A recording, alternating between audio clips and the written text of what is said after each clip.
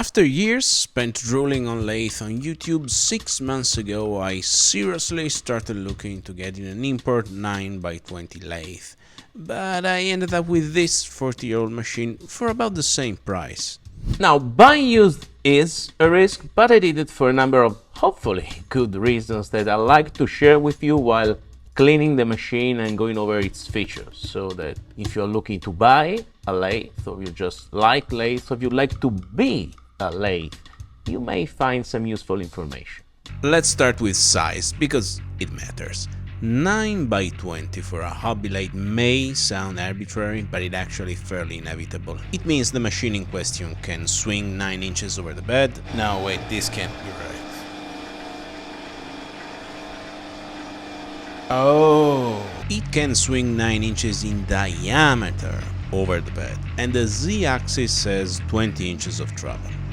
Fun fact. On every machine, the Z-axis is always the one perpendicular to the spindle, which is probably why machinists refers to condoms as the big Z.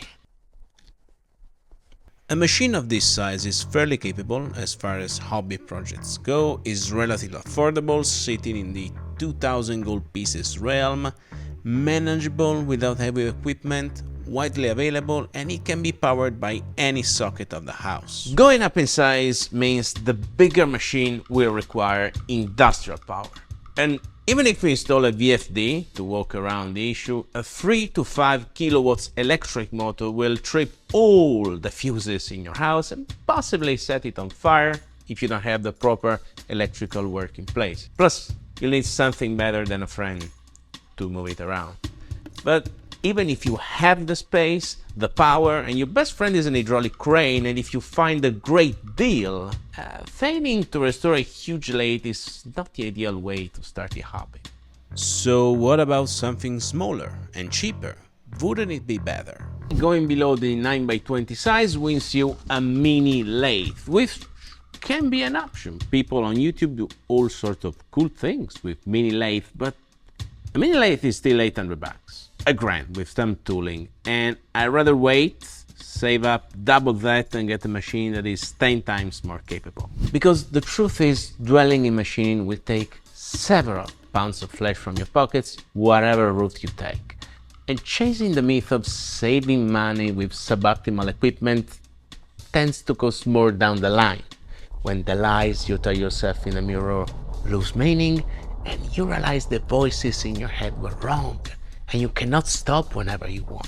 So if you have to walk the path of insanity, you might as well do it over a machine you can love.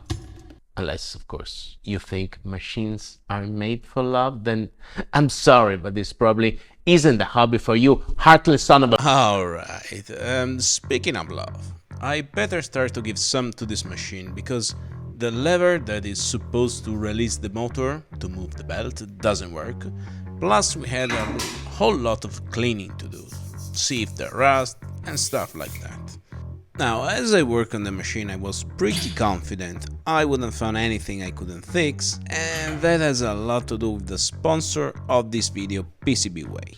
Which doesn't just make custom PCBs, they also rule the land of rapid prototyping with 5-axis CNC machining, laser cutting and metal carpentry, EDM wire cutting, turning, of course, and metal 3D printing.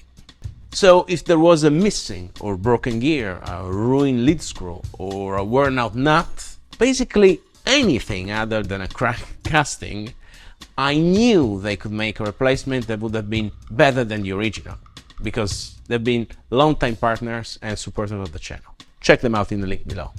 That being said, if you don't feel at ease gutting open a freshly paid machine, praying for everything to tick the right tune, one of the arguments in favor of buying an import machine over a used, higher quality machine is that with an import, you know what you get. You know it won't be perfect, you know it won't be refined, but you also know that after some cleaning, deburring and aligning, you'll have a machine that will work decently out of the box. Especially if the machine in question comes from one of the resellers that put a bit more production effort and care in their imports, because they might all use the same castings, but I can guarantee you that For the same price, a machine from an Italian reseller is trash compared to the same machine cured by a German reseller. Ask me how I know. So the right import machine is a way to play safe. It might not be a wild night with the prom queen, it's more an enjoyable dinner and movie night with the head of the decorating committee. While buying an old used machine feels a lot more like a blind date set by a stranger that will turn into marriage after a quick filling up and a kiss. Quite the gamble for a happily ever after scenario, but it has its advantages.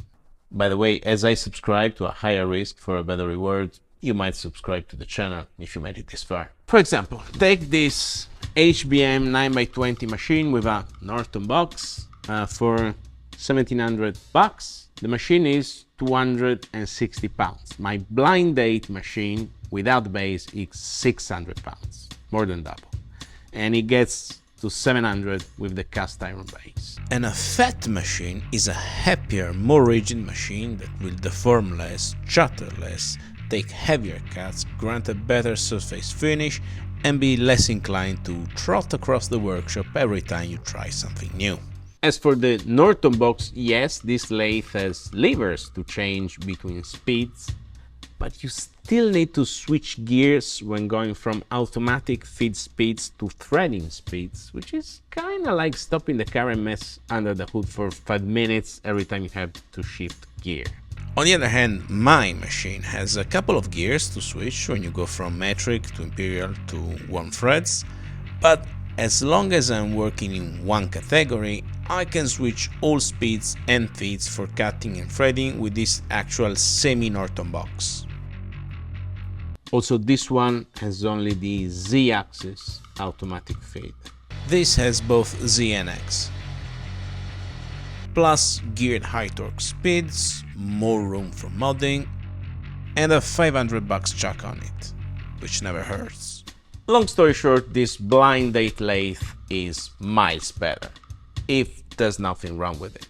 And that's a big if, that largely depends on your ability to evaluate micron precision by eye and the honesty of the seller about the history of the machine, which apparently was the personal toy of the owner of a production company, so despite the age was never used for actual production and in general never used that much. I'm no expert, but the story seems to check out based on the conditions the machine was in during the cleaning. The only thing I wasn't happy to see are the frontal screw of the carriage sheared and the oil reservoirs bone dry.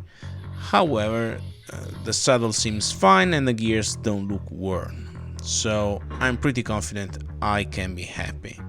Unfortunately, I won't be able to check the actual wear in the ways of the machine until I have it leveled, which will happen a bit further down the road thanks to the brilliant, faithless design someone decided to enforce. I'll have to make some leveling platform or something. What I can say is that the spindle looks amazingly good and runs good too, and that's because despite the 50s look, the machine is from the 80s and it runs on tapered roller bearing. That's an important thing to make sure of if you buy used, because some older machines can run on bronze or simple ball bearings. At the moment, my only gripe is that the tool post that came with the machine is not a real tool post, but some poorly designed DIY crap I could have made for a video. By the way, if you're wondering where did I get such a nice piece of machinery, the answer is Facebook Marketplace, where, to my surprise, machine tools rain down like frogs on a good biblical day. Beware of scammers though, because if they can convince you to send money without seeing the machine in person, they can make you travel 500 miles just to not show up, which is what happened to me before getting this machine. For revenge, I suppose, and I'm not a newbie buying these things online, far from it, but I wasn't expecting these kinds of situations when buying a lathe, which is not exactly a widely consumed product, is it? But hey, you never stop learning, so stay sharp for turds, but there are a lot of great deals on Facebook. In fact, Facebook Marketplace might be the only reason for Facebook to exist in 2025. And now, with the machine cleaned, lubed and back together, I think it's time to make my first chips on a lathe in 6 years.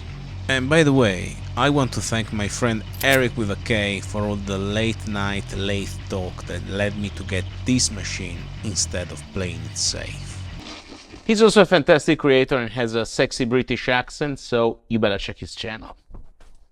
I wish I could tell you how I feel, but after all the years spent wishing for a machine like this, it's hard to find the right words to describe it.